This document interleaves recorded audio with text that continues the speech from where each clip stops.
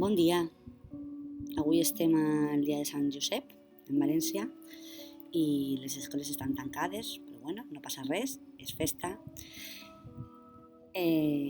Doncs tenim que començar, no?, una nova etapa per als pares, per als mestres, per a tothom, no?, per a tots els que estan treballant.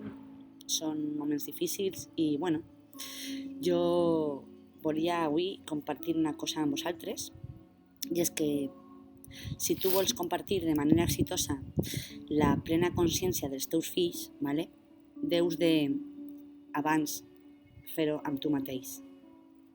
La teua presència, la teua calma, la teua veu, són els millors regals que tu pots fer-li als més xicotets, als teus fills.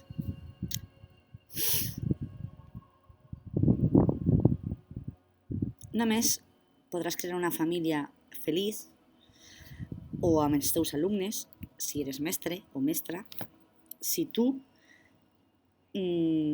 arruïsses, no?, les qualitats positives dels teus fills o filles o alumnes o alumnes.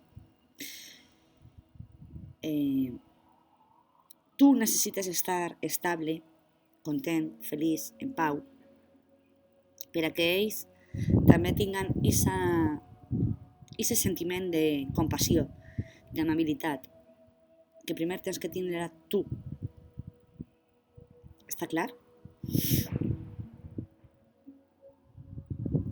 Per a abordar el sofriment dels fills o dels alumnes,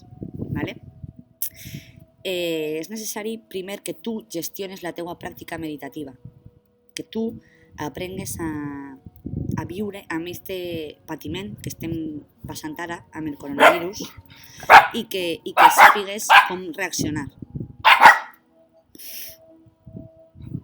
Necessites veure't amb una actitud intel·ligent, compassiva, amb les teues emocions, les dels teus fills i amb el sofriment. Tots tenim cicatrius de la vida,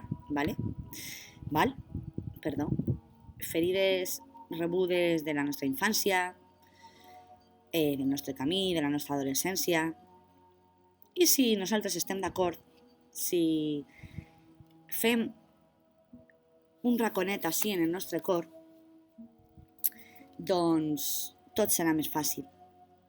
Tot serà molt més fàcil.